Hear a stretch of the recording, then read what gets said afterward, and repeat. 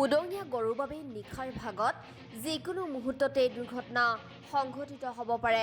জামুগুৰি হাটৰ কুসুমটোলাৰ 4 লেনযুক্ত এই ৰাষ্ট্ৰীয় ঘাইপথত নিশা হ'লে এতিয়া উদঙীয়া গৰুৰ বিচৰণস্থলীত পৰিণত হয় কুসুমটোলাৰ ৰাষ্ট্ৰীয় ঘাইপথছোৱা, যাৰ বাবে সমস্যাৰ সন্মুখীন হৈছে যান-বাহনৰ চালকসকলে।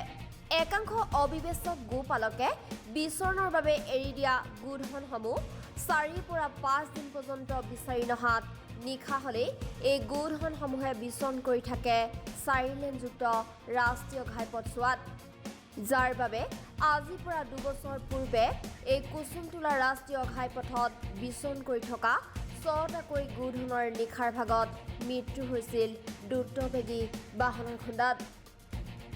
সেয়েহে এনে ঘটনা যেন পুনৰ সংঘটিত নহয়, তাৰ বাবে প্ৰশাসনক শীঘ্ৰেই ব্যৱস্থা ল'বলৈ এতিয়া স্থানীয় ৰাইজে দাবী জনাইছে।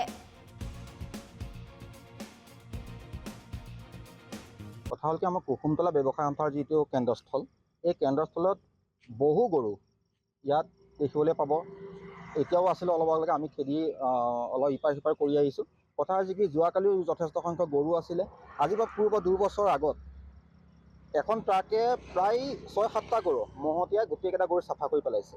আৰু এনেকুৱা যদি হৈ থাকে, আৰু গ্ৰাহক এনেকুৱা গ্ৰাহকে গৰু পুহি ৰাখিছে যিটো তেওঁলোকৰ নিৰাপত্তাই অকণো নাই। গৰুক অকণো যদি নিৰাপত্তা দিব নোৱাৰে, তেতিয়াহ'লে গৰু পুহিবই নালাগে। এনেকুৱা ধৰণৰ গৰু ইয়াত ৰাখি গৰু আহি পেলাই আমাৰ চেণ্টাৰ মাজমজিয়াত পাই, সেই গাড়ী যদি কেনেবাকৈ মাৰি দিয়ে, হ'লে বাইকৱালাও যদি কেনেবাকৈ খুন্দিয়াই দিয়ে, বাইকৱালাজন মৰিব, গৰুটো মৰিব, লগতে বাইকৱালাজনো মৰিব।